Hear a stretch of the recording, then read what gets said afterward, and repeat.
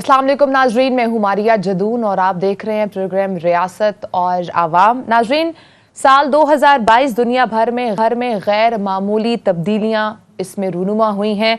वहीं पर पाकिस्तान में भी मसाइल की माजगा बना रहा। सियासी अदम इस्तेहकाम ने मुआशी बहरान बर्पा किया और दहशत गर्दी ने वापसी ली। और 2022 के शुरू होते ही ओमिक्रॉन ने हमला भी किया, जिसने हजारों इंसानों को लुकमा अजल बनाया। लिम्प स्किन डिजीज से 10,000 मवेशी हलाक हुए। इंसानियत सोज ने भी मुआशरे को लपेट में रखा।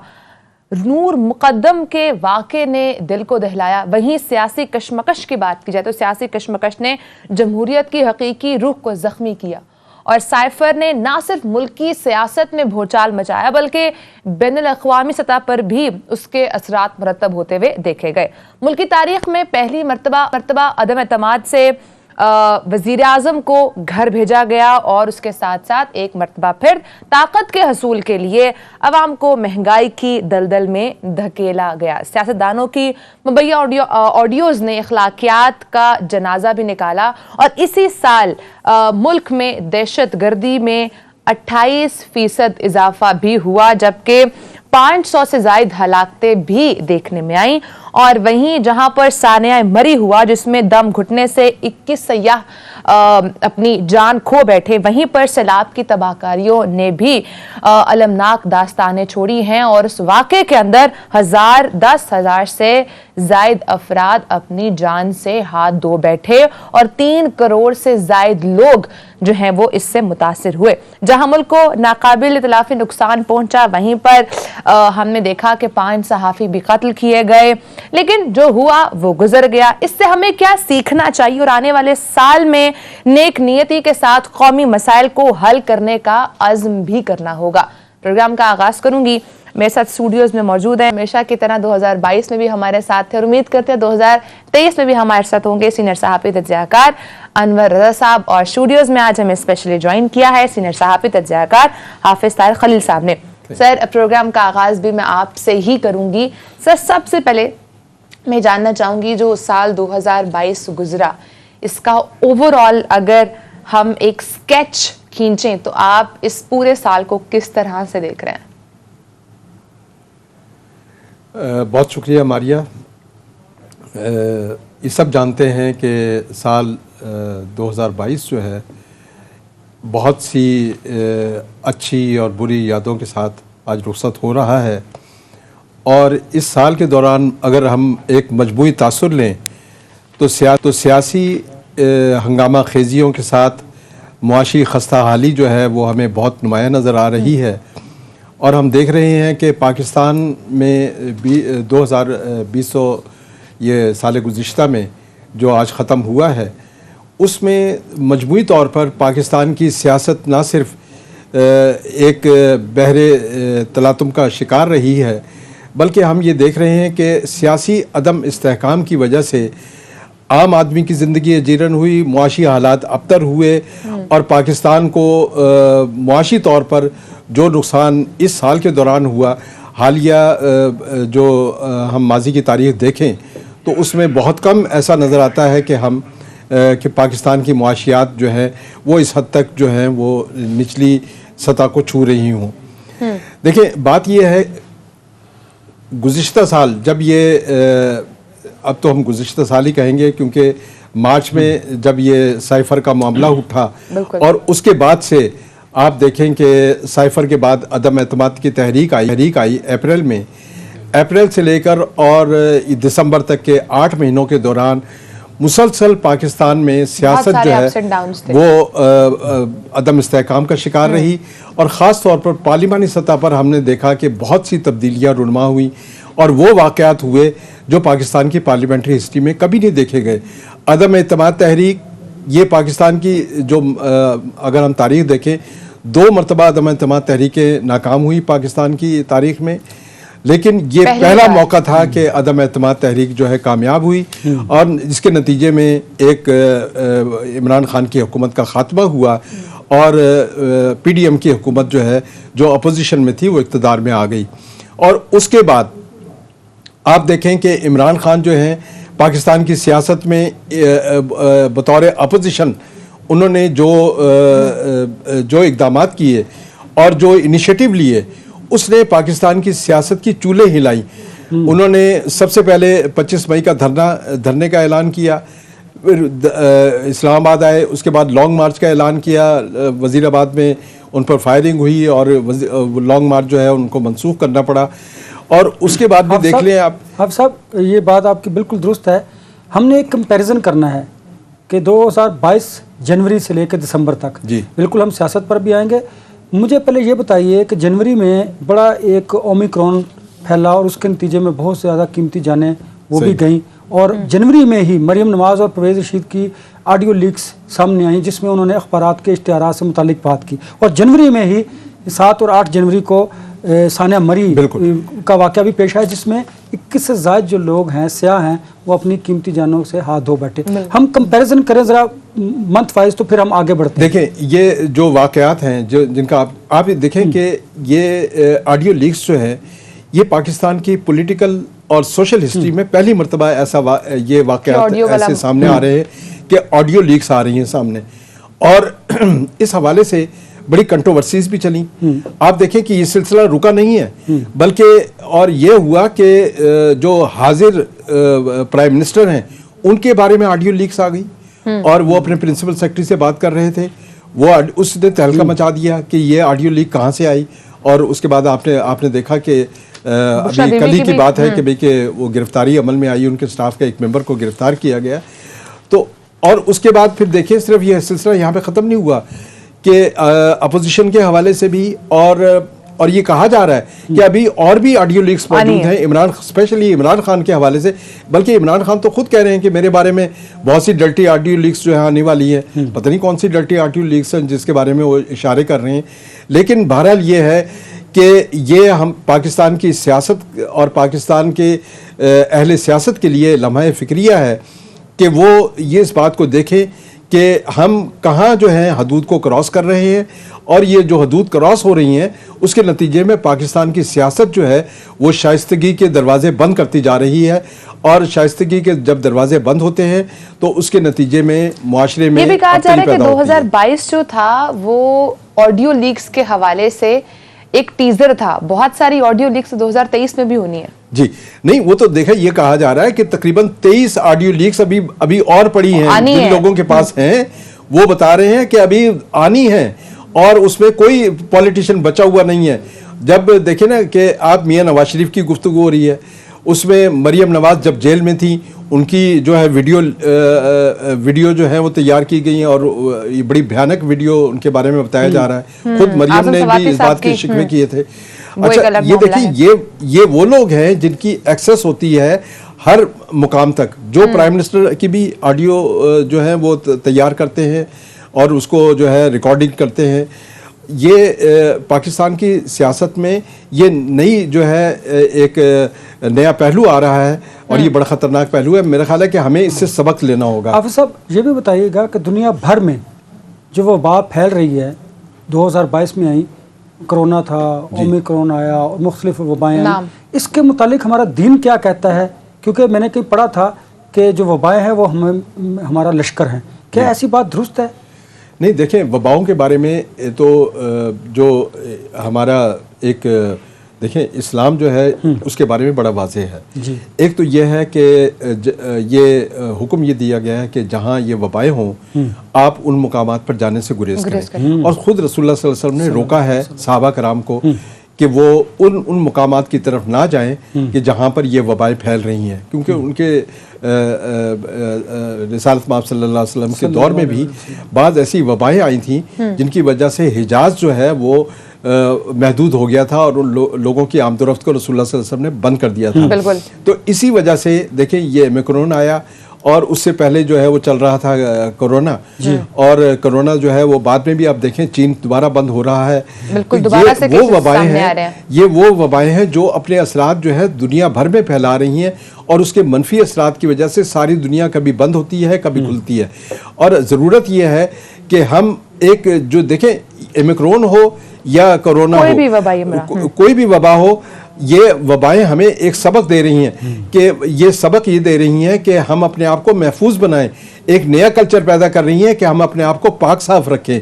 اور اگر یہ دل میں بھی ہے یہ جو دنیا میں نیا کلچر ڈیولپ ہوا ہے ماسک کا اور ہاتھ دھونے کا، دیکھیں یہ تو بنیادی وہ سبق ہیں جو اسلام نے ہمیں سکھائے ہیں. 5 وقت کی نماز میں ہم ہاتھ دھوتے ہیں. تو یہی وجہ ہے نا کہ جو لوگ یہ طہارت اور پاکیزگی کی زندگی گزارتے ہیں ان کی وبائیں جو ہیں ان سے دور رہتی ہیں. حافظ صاحب لاسٹ ایئر بھی سردیوں میں ہی یہ واقعہ پیش آیا تھا سانحہ مری کا. جی اس بار کیا ہم کچھ سیکھ رہے ہیں؟ ویسے تو خبریں ایسے سامنے آ رہی ہیں کہ موٹر وے بند کر دی گئی ہے، سیاحوں کا داخلہ جو ہے وہ منع کیا گیا کیونکہ برف باری وہاں پر زیادہ ہو رہی ہے.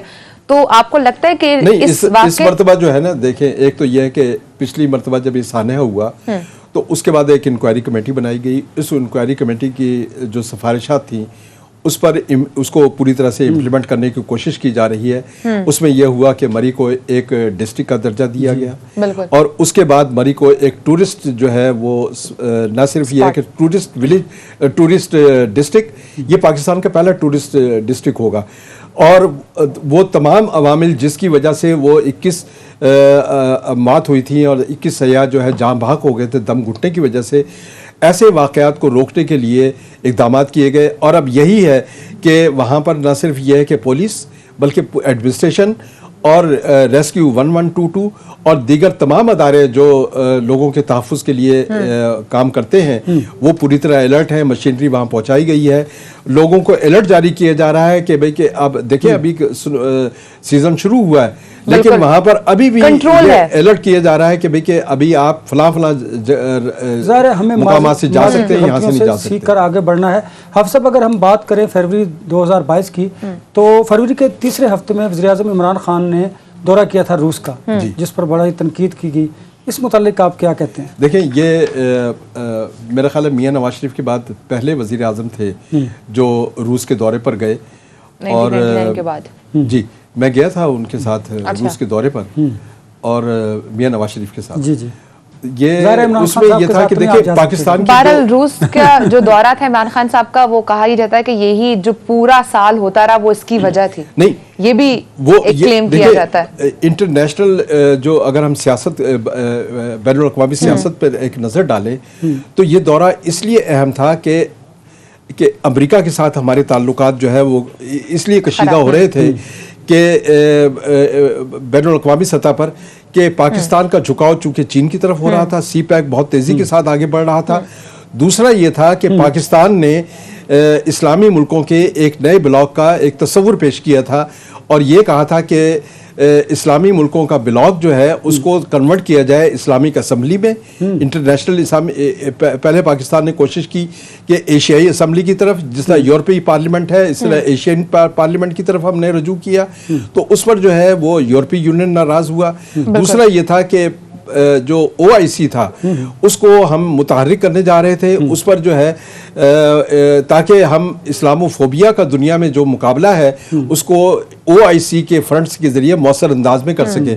تو اس پر جو ہے امریکہ میں ناراضگی تھی. پھر یہ تھا اس تناظر میں یہ روس کا دورہ کیا گیا تھا اور اس لیے بھی ضروری یہ ایک اسٹریٹجک ان کا وزٹ تھا.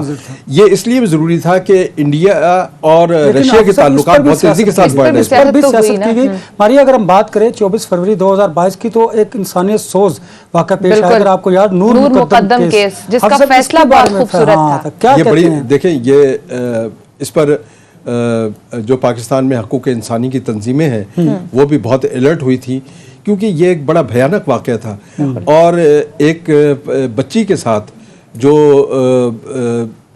بڑی مظلومیت کے ساتھ اس کو مارا گیا کہ وہ یہاں پر اسلام آباد کے جسے ایک محفوظ اور شہر کہا جاتا ہے اس میں ایک بچی جو ہے وہ بلک بلک کے جو ہے وہ اپنی جان دے رہی ہے. وہ گیٹ تک بھاگتی ہوئی گئی اور لیکن اس کے لیے دروازے نہیں کھولے گئے. اور اگر تو نور مقدم کیس نے ہمیں سبق یہ دیا کہ ہم اپنے بچوں کے حوالے سے نہ صرف الرٹ رہیں.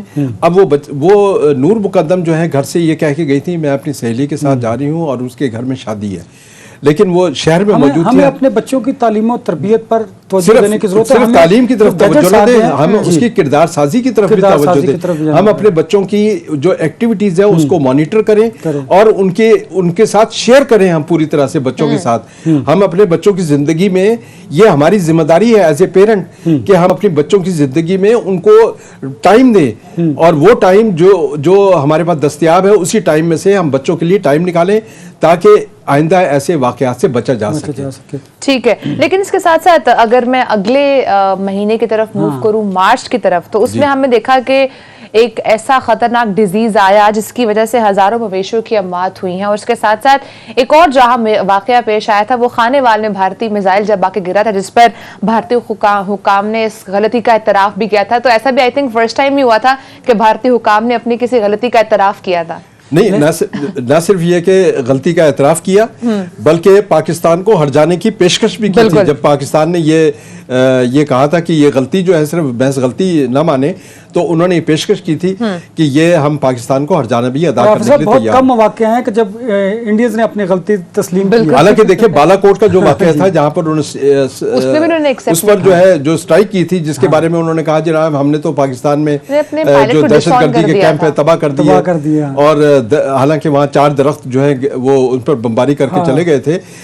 تو اپنے پائلٹ کو بھی ڈس آن کیا تھا, انہوں نے کہا تھا ہمارا ان سے کوئی تعلق نہیں ہے, بعد میں اس کو ریسیو کرنے بھی تو آئے تھے. یہ کلبھوشن کے بارے میں وہ انہوں نے صاف کہہ دیا تھا کہ بھئی ہمارا پائلٹ ہی نہیں ہے, لیکن جب وہ گیا تو اس کو سب سے بڑا اعزاز ویر چکر دیا انہوں نے. تو یہ وہ دیکھیں یہ ہے ان کی ڈبل سٹینڈرڈ جو ہے اس میں آپ انڈیا کا کوئی ثانی نہیں ہے. اور ہمیں جو ہے وہ سبق یہ سیکھنا چاہیے کہ ہمیں نہ صرف یہ ہے کہ یہ اچھی بات ہے کہ ہماری فورسز جو ہیں وہ بارڈر کے معاملے میں نہ صرف الرٹ ہے بلکہ ہماری جو سپیس ہے اس کو بھی ہم نے پوری طرح سے کور کیا ہوا ہے, اور ہم ایسے واقعات جو ہیں وہ نہ صرف یہ ہے کہ ان کو روکنے میں کامیاب ہوتے ہیں بلکہ آئندہ کے لیے بھی دنیا کے لیے یہ سبق ہے کہ بھئی کہ وہ اس کو روکے. ہماری فوج ہمارا فخر ہے, اور وہ ہمیشہ یہ کہتے ہیں کہ ہم ملک کے چپے چپے کا دفاع کریں گے, اور انہوں نے ثابت بھی کیا. حافظ صاحب, اس جملے کے بعد ہم آگے بڑھیں گے کہ 10 مارچ کو جمعیت علماء اسلام کی جو ذیلی تنظیم تھی انصار الاسلام, اس پر بھی پارلیمنٹ لاجز میں ایک آپریشن ہوا. چلے یہ ایک اگر آپ کے ایک لوکل معاملہ ہے, لیکن اس سے آگے بڑھیں کہ 27 مارچ کو جو سائفر نے سیاست میں بھونچال پیدا کیا, نہ صرف پاکستان کی بلکہ بین الاقوامی بیماریاں, بین الاقوامی امریکہ کے ساتھ تعلقات کشیدہ بھی ہوئے, پھر آپ نے دیکھا کہ یو ٹرن بھی لیا گیا.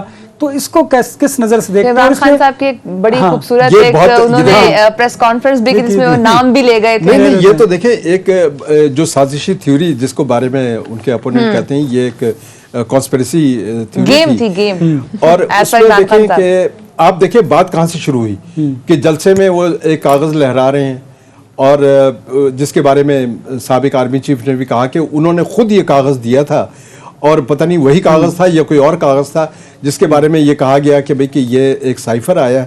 دیکھیں سائفر جو ہے وہ اس کو ان کوڈ کرنا کوئی آسان کام نہیں ہوتا, اور وہ ایک اسپیشلائزیشن ہوتی ہے, اور وہ فورن وہ ڈی کوڈ آسانی سے نہیں ہو سکتا, یہ صرف فورن آفس کے سے ہی ڈی کوڈ ہو سکتا ہے اور کہیں سے نہیں ہو سکتا. ماریا بات کریں ذرا, پہلے آپ ذرا وزیر اعلیٰ پنجاب کی عثمان بزدار لائل ہونے کا ثبوت دیا. عثمان بزدار صاحب نے لائل ہونے کا ثبوت دیا, اور انہوں نے خود ریزائن دیا, اور پھر اس کے بعد انہوں نے اپنی جگہ یہ پہلا موقع آیا ہے پنجاب میں کہ ایک سال میں 3 چیف منسٹر پنجاب نے دیکھے. بالکل, اور ایسا اتار چڑھاؤ آیا. حمزہ شہباز اینڈ پرویز الہی. دیکھیں بزدار کے بعد حمزہ شہباز آئے, حمزہ شہباز کے بعد پرویز الہی, 5 مہینے سے پرویز الہی ہیں, اور پرویز الہی جو ہیں وہ کہہ رہے ہیں کہ جو ریلیف کے کام میں نے کیے ہیں 5 سال میں کسی نے نہیں کیے. لیکن سب سے مین پوائنٹ یہاں پر یہ تھا کہ عثمان بزدار نے اپنے عمران خان صاحب سے لائل ہونے کا بہت بڑا ثبوت دیا. بریک کا وقت ہے, بریک کے بعد ہم آگے بڑھیں گے اور وہ واقعہ ڈسکس کریں گے جو پاکستان کی تاریخ میں پہلی مرتبہ ہوا ہے, اور یہ انسیڈنٹ پہلی دفعہ پیش آیا تھا. بریک کے بعد سے بات کریں گے, ساتھ رہیے گا. ویلکم بیک ناظرین. حافظ صاحب, بنا وقت ضائع کیے ڈائریکٹ اپریل کی طرف موو کروں گی, جب پاکستان کی تاریخ میں پہلی مرتبہ تحریک کامیاب ہوئی اور وزیر اعظم عمران خان صاحب کو گھر جانا پڑا, اور سال کے شروع میں وزیر اعظم تھے اور سال کے آخر میں وہ اپوزیشن لیڈر تھے. جی دیکھیں, یہ اپریل کا جو مہینہ ہے وہ واقعی یہ حقیقت ہے کہ پاکستان کی پولیٹیکل ہسٹری کا ایک یونیک اور منفرد واقعہ جو ہے دیکھ رہا ہے, جس میں دنیا نے دیکھا کہ پاکستان کے ایک سٹنگ پرائم منسٹر جو ہیں اس کے خلاف جو ہے ووٹ آف نو کانفیڈنس جو ہے وہ پاس ہوا، اور نہ صرف یہ کہ 187 سے تحریک منظور ہوئی، بلکہ یہ اس میں ساتھ دوسرا اہم واقعہ یہ ہوا کہ جو اپوزیشن تھی وہ اقتدار میں آ گئی، اور عمران خان کی جو پارٹی تھی انہوں نے ایکسیپٹ نہیں کیا کہ ہم اپوزیشن میں بیٹھیں گے، انہوں نے اجتماعی استعفے دینے کا اعلان کیا، 137 اس وقت ان کی تعداد تھی، اور انہوں نے استعفے پیش کیے، لیکن اس میں سے بھی یہ ہوا کہ تقریباً 20 ارکان جو ہیں وہ پہلے ہی بغاوت کر گئے تھے، اور جو باقی استعفے دیے انہوں نے بھی اپروچ کیا کہ بھئی کہ اسپیکر سے کہا کہ ہمارے استعفے، اس میں سے کچھ لوگوں نے کہا سارا سال ہماری سیاست ہچکولے کھاتی رہی ہے، پھر آپ دیکھنا کہ پنجاب اسمبلی میں بھی تو پرویز لائی صاحب جب اسپیکر تھے ان کے خلاف طریقے اعتماد آ گئے۔ یہ پولیٹیکل ٹرموائل جو ہے، دیکھیں یہ آپ دیکھ رہے ہیں کہ آپ نہ صرف یہ کہ مرکز میں دیکھ رہے ہیں بلکہ صوبوں میں بھی ہچکولے جو ہے کھاتی رہی ہے سیاست، اور وہاں دیکھیں کہ آپ ایم کیو ایم جو ہے وہ بکھر رہی ہے، اور جس کے نتیجے میں ایم کیو ایم جو ہے وہ ایک دفعہ پیپلز پارٹی سے الگ ہوئی، پھر دوبارہ پیپلز پارٹی میں شامل ہو گئی، اور پیپلز پارٹی کا ایک نیا اتحاد وہاں پہ بنا پیپلز پارٹی کے ساتھ۔ تو یہ دیکھیں کہ جو انہونی تھی وہ ہوئی، ایسے واقعات جن کے بارے میں ہم محض ایک تصور کر سکتے تھے کہ یہ واقعات کبھی نہیں ہوئی، کامیاب نہیں ہو سکتی، لیکن وہ ہوئے، یہ ہو کر رہے ہیں۔ ایک اور انہونی تو نہیں کہتے ہیں، وہ خواہش کہہ لیتے ہیں کہ شہباز شریف صاحب کے وزیر اعظم بننے کی خواہش پوری ہو گئی۔ دیکھیں وہ یہ بھی ایک بڑا عجیب واقعہ تھا، کوئی نہیں، کیونکہ شہباز شریف نواز شریف صاحب کے ہوتے ہیں، اگر شہباز شریف صاحب وزیر نہیں، اعظم پھر بن دوسرا جاتے یہ تھا کہ ایک شخص جس کو گھمایا جا رہا تھا کہ وہ عدالتوں کے چکر لگاتا رہے، جیلوں کے چکر لگاتے رہے، اور وہ اس کے بارے میں جب یہ کہا گیا کہ آپ وزیر اعظم بن رہے ہیں تو یقیناً ان کے لیے بھی ایک بالکل انوکھا واقعہ تھا۔ بالکل ایسا ہی ہے۔ انور صاحب، توہین مذہب کے نام پر جو قتل ہوتے ہیں وہ بھی کافی افسوسناک واقعات ہیں جو ہوتے ہیں۔ بات کری وہ جو پرینکا کمارا جی، ان کے جو قتل کیس ہوا تھا اس کے حوالے سے بات کرنا دیکھیں، بات یہ بہت خوفناک واقعہ ہے۔ یہ دیکھیں، یہ ایک ہمارا جو پہلو ہے یہ بڑے روح فرسا بھی پہلو ہے کہ ہم مذہب کو ایکسپلائٹ کرتے ہیں، اور مذہب کے نام پر ہم سیاسی نہیں بلکہ ذاتی دشمنیوں پہ قتل کر دیتے ہیں لوگوں کے، اور یہ قطعی طور پر اسلام کے منافی ہے۔ اور ہم نے یہ دیکھا کہ لیکن پاکستان میں توہین رسالت کے حوالے سے جو قوانین ہیں وہ بڑے واضح ہیں، اور اس میں یہ ہے کہ واضح اس لیے ہیں کہ اس کا مقدمہ جو ہے کوئی عام آدمی نہیں درج کرا سکتا جب تک سیشن کورٹ جو ہے وہ الاؤ نہ کرے، اور یہ جب تک شواہد پیش نہ ہو جائیں تو ہمیں کوشش یہ کرنی چاہیے کہ ہم اس پر مزید ڈیبیٹ کریں۔ اس واقعے سے ہمارا بین الاقوامی سطح پر بھی امیج بڑا ڈیمیج ہوا نا۔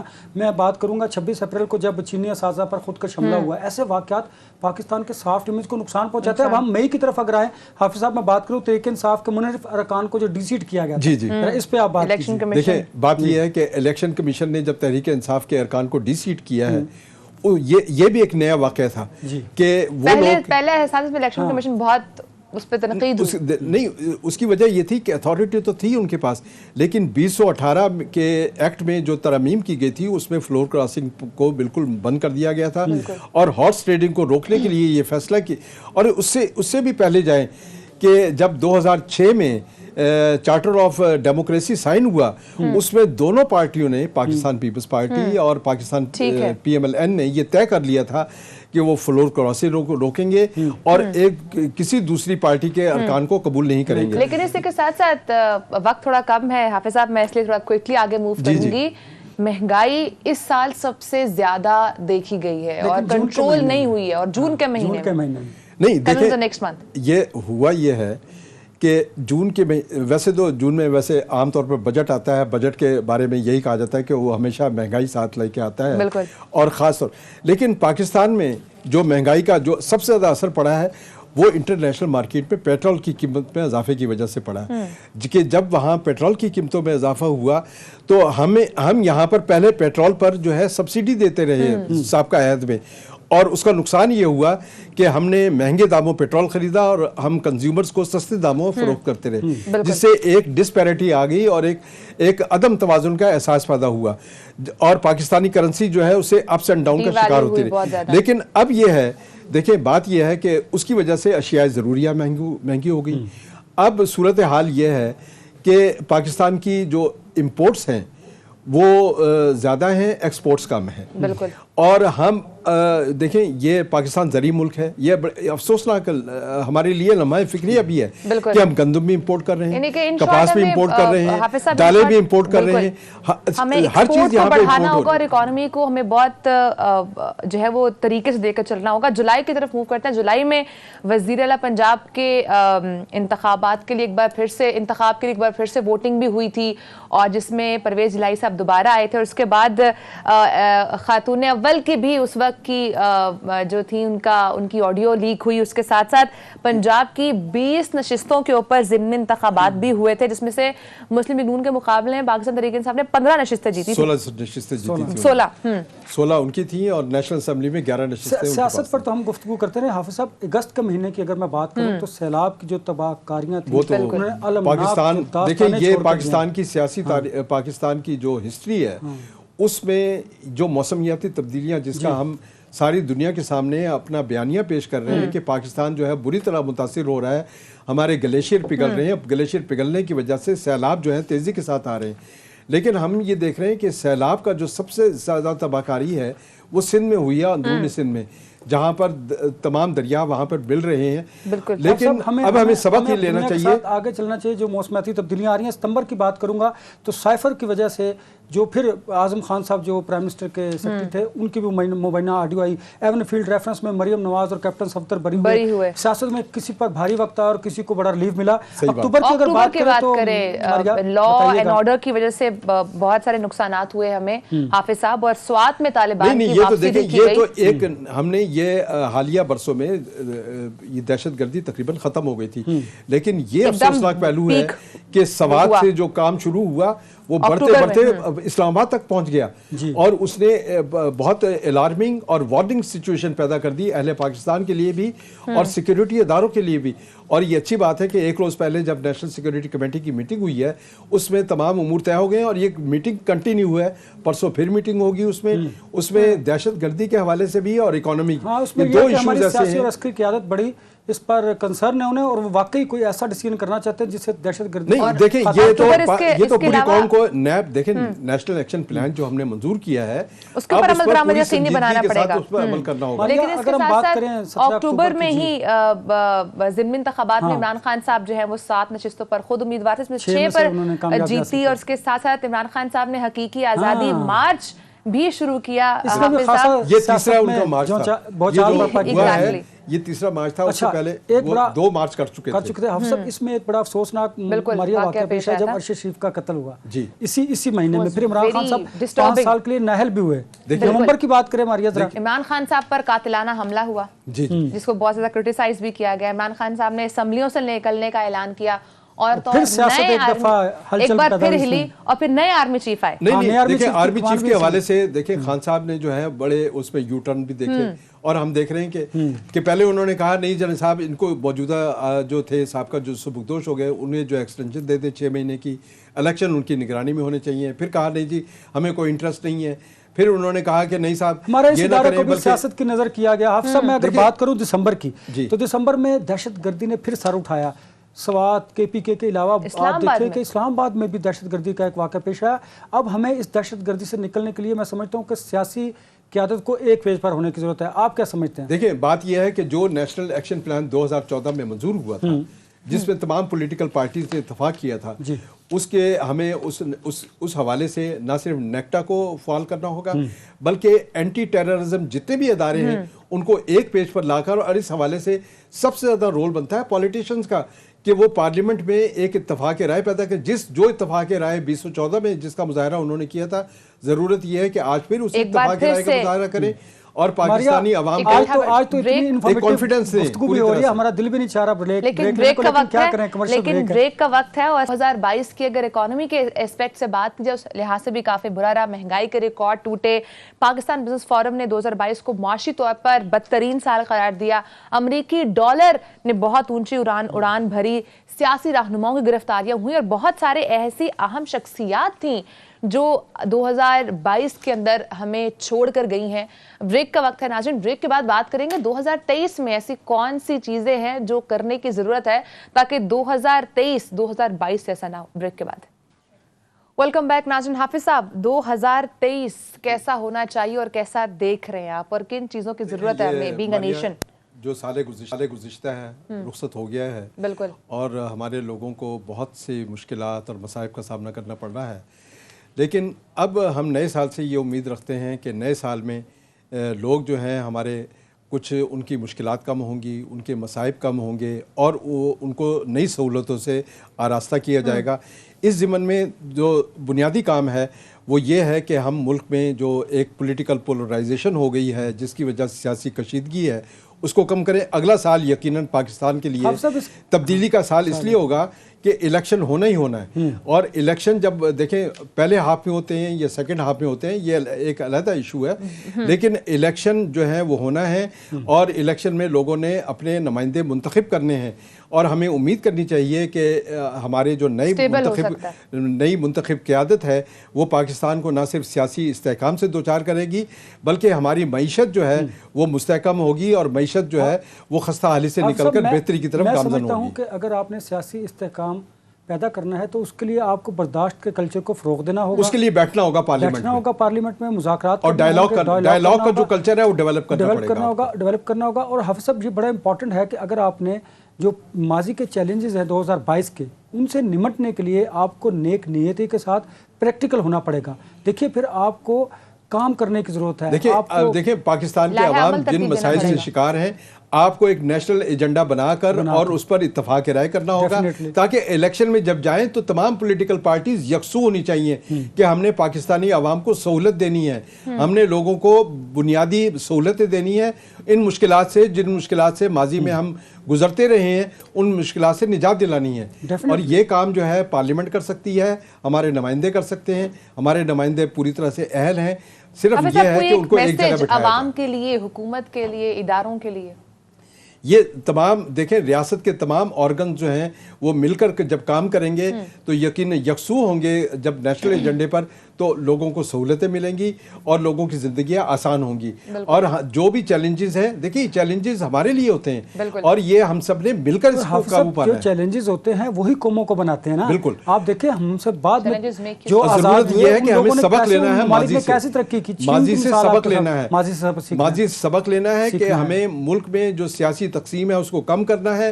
سیاسی درجہ حرارت کم ہوگا تو ملک میں جو ہے ایک شائستگی آئے گی اور الزامات دشنام ترازی کی سیاست ختم ہوگی. رواداری, تحمل, برداشت کے جذبے جب فروغ پائیں گے تو اس کے نتیجے میں پاکستان میں ایک نیا سیاسی کلچر ڈیولپ ہوگا. کوئکلی آپ بھی 2023 کے حوالے سے کوئی میسج دے دیں سو ہم پھر ماریا, میں پہلے تو 2022 کی بات کروں گا کہ سیاسی عدم استحکام کی وجہ سے معاشی بحران نے جنم لیا جس سے عوام بیچارے مہنگائی کی چکی میں پس گئے. اور 2023 میں اگر آپ نے آگے بڑھنا ہے تو ماضی کی غلطیوں کو سیکھ کر آپ کو ایک نیشنل ایجنڈا ترتیب دینا ہوگا اور اس پر کنسنسس کرنے کی ضرورت ہے. یہی میسج ہے. اور ایک اور میری ذرا ریکویسٹ ہے کہ یہ دعا کہ اللہ تعالیٰ ہمارا آنے والا جو سال آ چکا ہے اس میں ہمارے ملک و قوم پر اپنی رحمت نازل فرمائے. اہل پاکستان کے لیے مبارکباد. اور آپ کو بھی مبارک ہو حافظ صاحب, آپ دونوں کا بہت شکریہ. 2022 میں آپ لوگوں نے میرا ساتھ دیا. ناظرین, پروگرام کا اختتام ان نیک کے ساتھ کہ نیا آنے والا سال آپ کے لیے خوشیوں کا سال ہو اور ہمارے اس ملک کے لیے یہ سال تبدیلی کا, واقعی تبدیلی کا سال ہو, اور ہمارا یہ پیارا وطن مزید پرامن ہو اور پھلتا پھولتا رہے. انشاءاللہ کل نئے سال اور نئے دن کے ساتھ آپ سے ملاقات ہوگی. اپنا بہت سارا خیال رکھیے گا. اللہ حافظ.